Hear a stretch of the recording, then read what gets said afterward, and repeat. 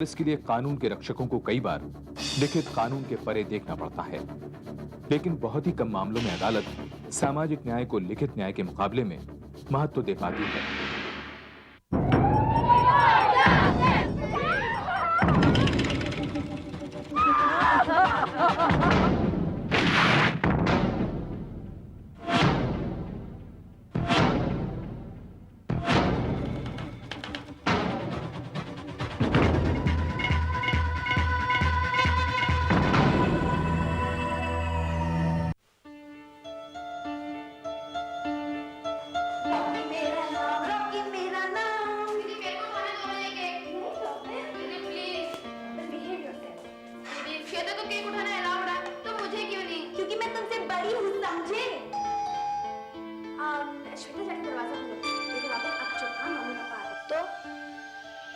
आज भी इतना लेट आई हैं?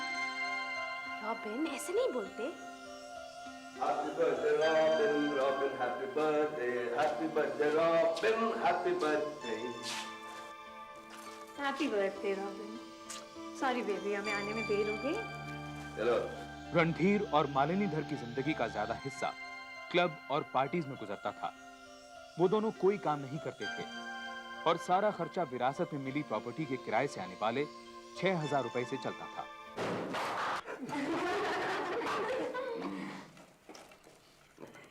रॉबिन, मुझे पैटी भी खाओगे? तुम तो केक खाए जा रहे हो बस। मैं खा रहा हूँ ना।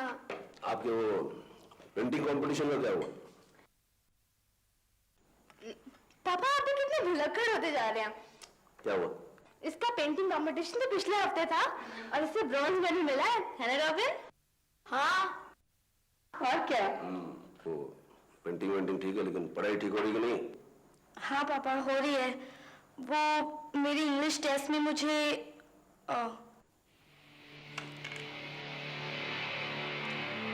ये मसाला चिप्स कौन लाया घर में? मैं पूछता हूँ, ये मसाला चिप्स कौन लाया घर में? रहने दो रणधीर, चिप्स ही तो है।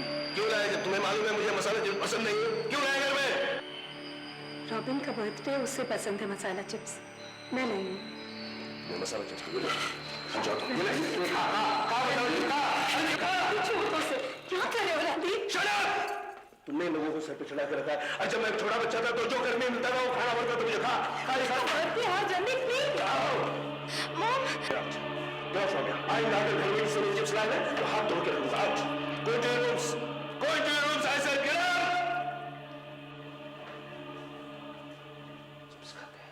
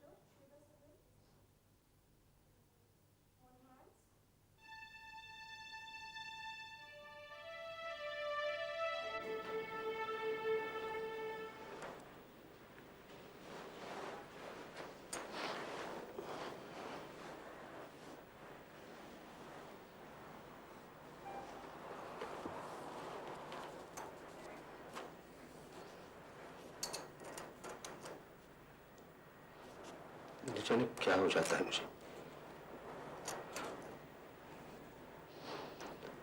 सारी दुनिया दुश्मन से लगने लगती है। लगता है खत्म कर दूं सबको। इतना ही नहीं बल्कि अपने आप को भी।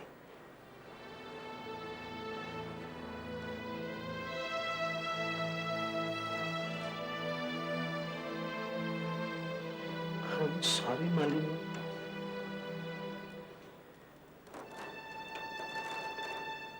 रात बहुत हो गई रणधीर, सो जा।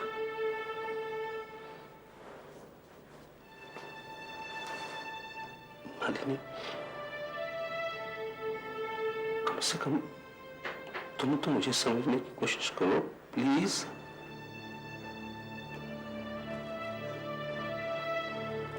दवाई ली?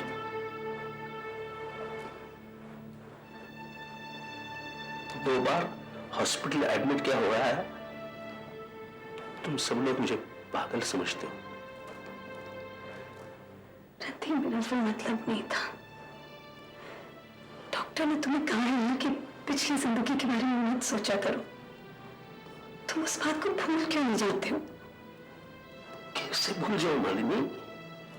कैसे भूल जाऊं उस बाप को जिसने अपनी परेशानियों से बचने के लिए मुझसे मुंह फेर लिया? 7 साल की उम्र में मां की मौत होने पर रणधीर डिप्रेशन में चला गया।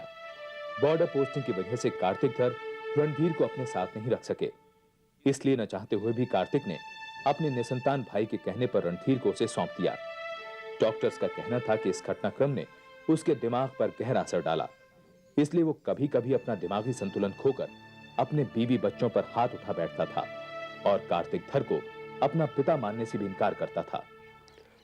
एक बात मेरे समझ में नहीं आ रही कि उन्हें उस बत्रा को इतने कम पैसे में घर देने की क्या जरूरत थी? 6 सालों से तंग कर रहा है हमको। चाचा जी को पावर ऑफ अटॉर्नी भी तो तुम्ही ने दी थी। तुम हॉस्पिटल में थे, रॉबिन बीमार था, मैं क्या करती? तो पावर ऑफ अटॉर्नी में किसे देता? तुम्हें 8वीं पास को?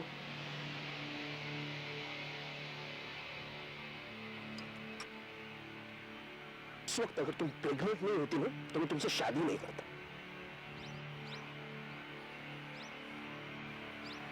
बर्बाद की मेरी जिंदगी तुम लोगों ने। इस बत्रा को मैं घर से निकाल भी नहीं सकता। नहीं, लेकिन मैं ऐसा नहीं होने दूंगा। मैं उसे इस घर से निकाल के रहूंगा, देख लेना। देखिए मिस्टर बत्रा, आपकी परेशानियों से हमारी जरूरतें तो दूर नहीं होने वाली ना। मेरे भी तो 3 बच्चे हैं, मुझे भी तो उनके खर्चे चलाने। मैं भी तो हॉस्पिटल में एडमिट था जब आपने उन्हें बेवकूफ बना के कम किराए में ये घर हथिया लिया था। क्या क्या बोल रहे हैं आप? क्यों? आप इतने बौखला क्यों रहे? जो सच है वही बता रहा हूं मैं आपको। देखो मिस्टर धर, अब तुम हद से आगे बढ़ रहे हो। अरे किस मुंह से कह रहे हो तुम ये सब? सारी दुनिया जानती है कि तुम्हारे घर में क्या होता है। पागलपन के दौरे पड़ते हैं तुम्हें, यहां तक कि तुम्हारा बाप भी तुम्हें पागल समझता है। मेरा बाप मर चुका है। मैं तुम्हारे असली बाप की बात कर रहा हूं। बकवास मत करो तुम। अपनी मर्जी से एग्रीमेंट बनाया, धोखेबाज कहेंगे। धोखेबाज? धोखेबाज किसे बोला? एग्रीमेंट बनाते वक्त मैं अकेला नहीं था, माइंड इट। तू अपनी मर्जी से ये घर छोड़ के जाएगा, हम तुझे नहीं निकाल सकते। कहां का एग्रीमेंट है ये? कहां की शराफत है तेरी? बहुत हो गया, बहुत हो गया, अब निकल जा यहां से। क्या? तू मुझे मेरे ही घर से निकालेगा?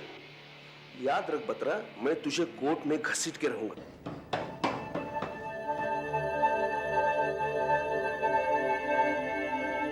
बाबा, बाबा, बाबा, मुझे छोड़ के मत जाओ बाबा, मुझे छोड़ के मत जाओ, मुझे छोड़ के मत जाओ, मुझे छोड़ के मत जाओ बाबा। सिमरन, जाओ डॉक्टर को फोन करो जल्दी। बाबा, बाबा छोड़ के मत जाओ। रणधीर, मैं मान ली। श्वेता, दवाइयाँ लेके आओ पापा की।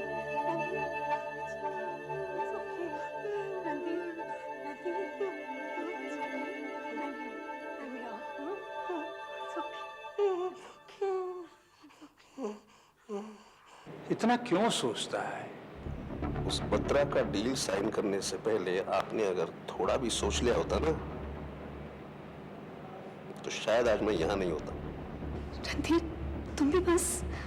मैंने सोचा भी नहीं था कि यही तो प्रॉब्लम है ना आपके साथ मिस्टर कार्तिक धार, कि आप कभी कुछ सोचते ही नहीं है। मां के मर जाने के बाद एक झटके में आपने अपने आप को मुझसे अलग कर दिया। हाँ, शायद उस वक्त भी आपने सोचा नहीं। रणधीर, प्लीज थोड़ा आराम कर लो। सिमरन बेटा घर फोन करके देखो रॉबिन और श्वेता क्या कर रहे हैं। ये 30 साल पुरानी बातों को क्यों सीने से लगाए बैठे हो बेटा? भूल जाओ उसे सब। मैं जानता हूं कि कसूर मेरा है, लेकिन उस वक्त हमारी हालात ऐसे थे, हमारी मजबूरी है बस। कार्तिक धर से पावर ऑफ अटॉर्नी लेने के बाद रणधीर ने अपने किराएदार बत्रा से किराए बढ़ाने या मकान खाली करने के बारे में एक वकील शिशिर खुराना से बात की, जो कि प्रॉपर्टी डिस्प्यूट को सुलझाने के लिए मशहूर था।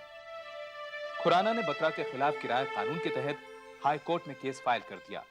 मिस्टर धर के मकान का किराया 13,000 रुपए होना चाहिए, न कि 6,000 रुपए, जो कि अभी दिया जा रहा है। लेकिन रणधीर धर के बार बार रिक्वेस्ट करने के बावजूद वो किराया बढ़ाने से इनकार कर रहे हैं।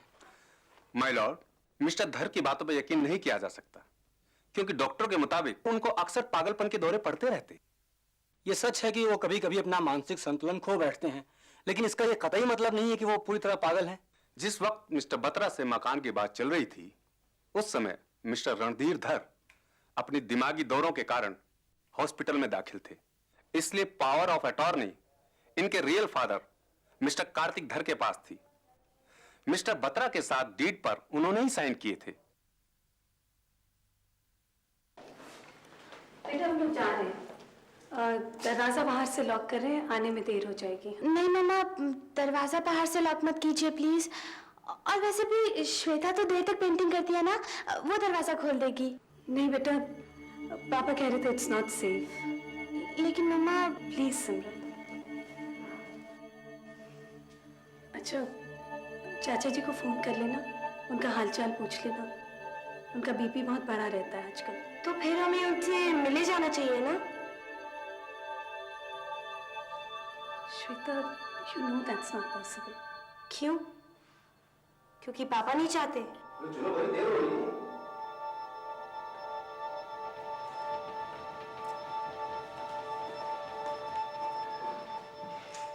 हम जा रहे हैं। हाँ, चुपने।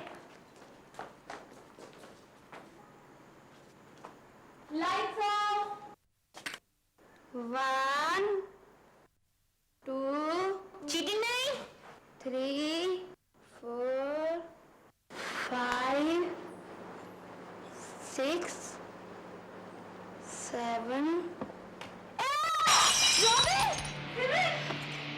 रॉबिन! श्वेता जल्दी से फोन करो। पर किसको? मम्मी पापा ने नंबर नहीं दिया। दादू को। रॉबिन!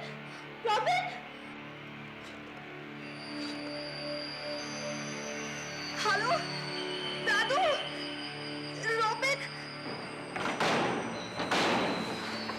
श्वेता! श्वेता! क्या हुआ उसे? क्या हुआ? घबराओ। अस्पताल में रॉबिन को होश आ गया। चोट ज्यादा गहरी नहीं थी, मगर फिर भी उसे रात भर के लिए आईसीयू में एहतियात के तौर पर रखा गया। कार्तिक धर के बहुत ढूंढने पर मालिनी और रणधीर उन्हें एक दोस्त के घर में मिले। कभी ने कितनी बार कहा है तुमसे कि ये बेहुदा खेल मत खेला करो। तुम्हारी अकल मारी गई थी। पापा, हम बल खेल रहे थे पापा, हमें नहीं पता था कि रॉबिन। Shut up! दिमाग खराब हो गया तुम्हारा? रणधीर बस, ये तो देखा करो कि कहाँ हो। लोग क्या कहेंगे? Shut up! मैंने पहले तुमसे कहा था ना कि इनको हॉस्टल में डालते हैं। आज अगर रॉबिन को कुछ हो जाता तो मैं अपने आप को कभी माफ नहीं करती, और तुम्हें भी। देखो, तुम्हारे माफ करने न करने से मुझे रत्ती भर भी फर्क नहीं पड़ता, समझे ना तुम? क्या कर लोगे तुम? मुझे छोड़ के जाओगे? जाओ, गेट लॉस्ट! रणधीर, होश में आओ। वहां तुम्हारा लड़का आईसीयू में पड़ा, यहां तो बकवास किए जा रहे हो। अब होते कौन है मुझ पे चिल्लाने वाले?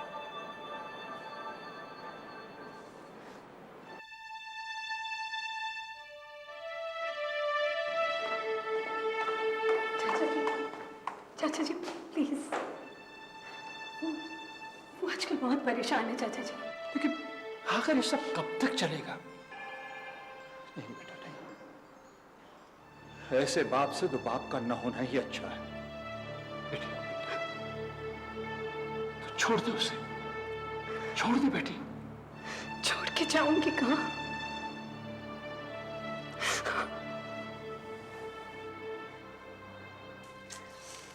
जल्दी कर। क्या कर रही है? कैसा लग रहा है मॉम? बिल्कुल बकवास। क्लाउड्स कभी ऐसे होते हैं? ये पेंटिंग तुम्हारी समझ में आने वाली नहीं है।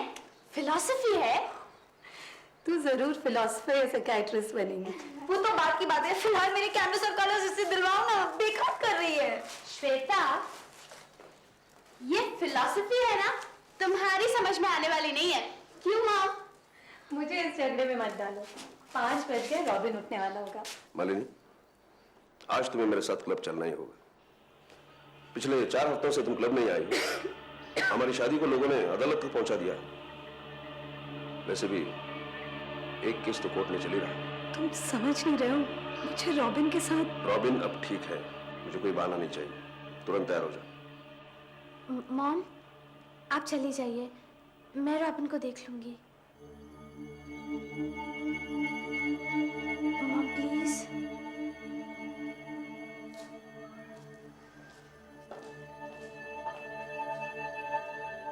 कुछ हफ्तों के लिए धर परिवार में सुकून रहा।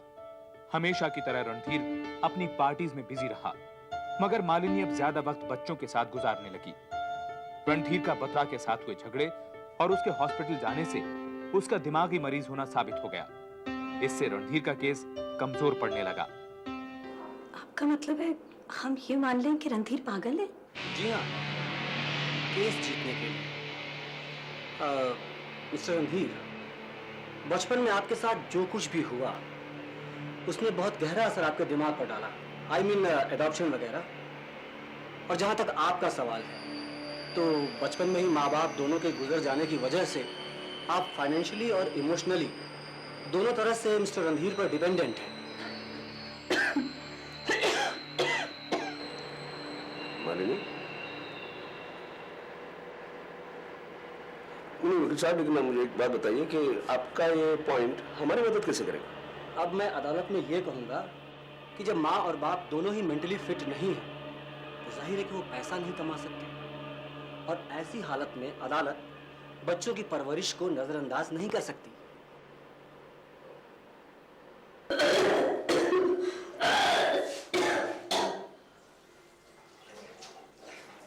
मालिनी, तुम आज कोर्ट मत जाना, घर पे लेट के आराम करो। मैं लौट कर तुम्हें डॉक्टर के पास ले चलूंगा। कोर्ट जाना जरूरी है। डॉक्टर के पास बाद में चले जाएंगे। तुम तैयार हो जाओ।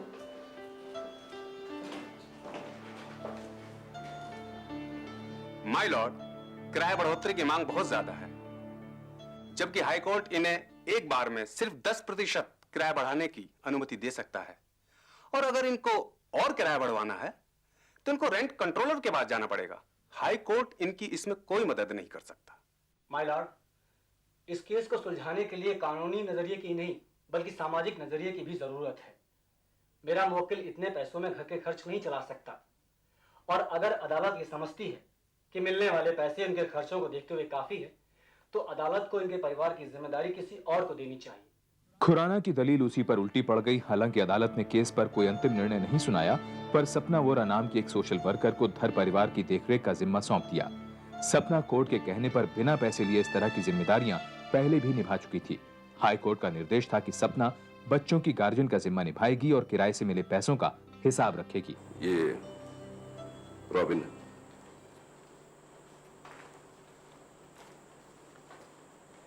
श्वेता और ये सिमरन।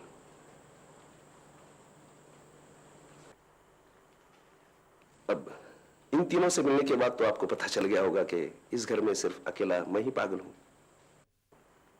मिस्टर धर, प्लीज। नहीं, क्या है कि हर महीने इस घर में क्या होता है इसकी रिपोर्ट आप ही को कोर्ट में देनी पड़ती है ना, इसलिए कह रहा था। प्लीज, आप मुझे गलत मत समझिए। मैं यहाँ कोई जासूसी करने नहीं आई हूँ। मैं तो बस आपकी वाइफ से अभी तक मुलाकात नहीं हुई? वो घर पर नहीं है? जी। वो मॉम की तबीयत ठीक नहीं थी, उन्होंने कुछ टेस्ट करवाए थे, उसकी रिपोर्ट आज मिलनी थी। मालिनी, तुम्हें लंग कैंसर है। It's in the 3rd stage. मैं तुम्हें झूठी तसल्ली नहीं देना चाहती, but I would still suggest तुम जल्द से जल्द हॉस्पिटल में एडमिट हो जाओ।